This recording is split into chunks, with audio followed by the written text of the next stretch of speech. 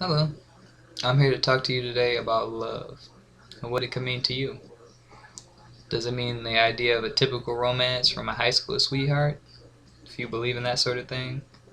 Or does it mean more of a middle school sweetheart, if you ever even heard of it? But I'm here today to tell you a story a little different. My story goes back to 5th grade. So 5th grade, usually no one has serious feelings about anyone. But I think I found the girl I want to spend the rest of my life with. Her name is Janessa Richards. I saw her across the playground, light skinned, gorgeous.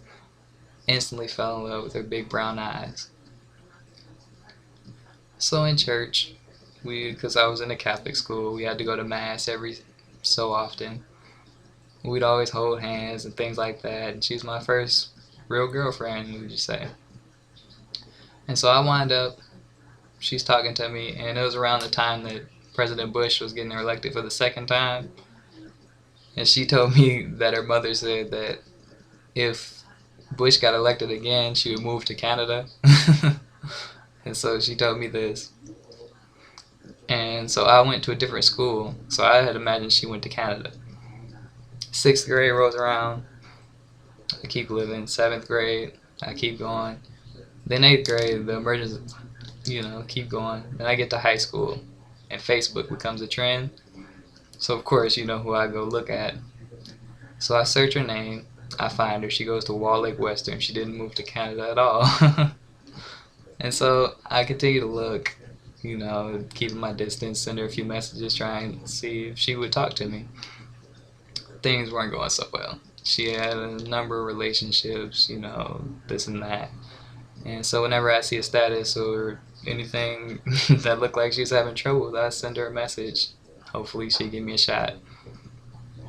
Till one day, I saw her at in the student center at Wayne State, and sent her a message again. She gave me her number. So we start talking and things like that. And then I invited her to my New Year's get together type thing. And I was gonna tell her how I felt about her and everything like that, how much I just wanted to be with her and all of that type of thing. She didn't show up for my New Year's event. It was pretty bad. And so I write her a letter. It's about 2 pages telling her how I was going to do all that and everything like that. And I give it to her, but then I say it's not meant to be, I guess. It's kind of a breakup letter. So I leave it at her job.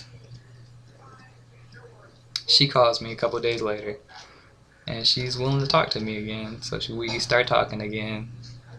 And then I tell her we should stop talking for exactly 2 weeks in February, so this month, from the beginning of the month until Valentine's Day. And I had a big plan. I had flowers, everything. I bought a hotel room.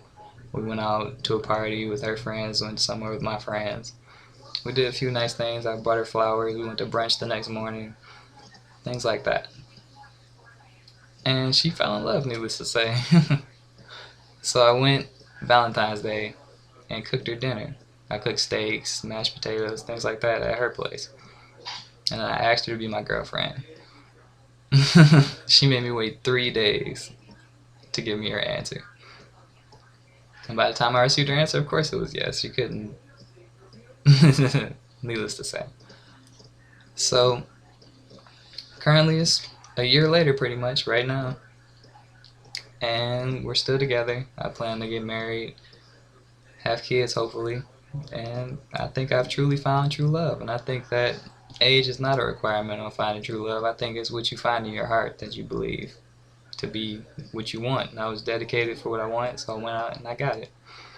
And I think that just says a lot about me. I like to go out and get it, because you can't sit around and just let it come to you. You have to go out and pursue it. And I think that's how you should approach everything in life. And hopefully you'll take my advice.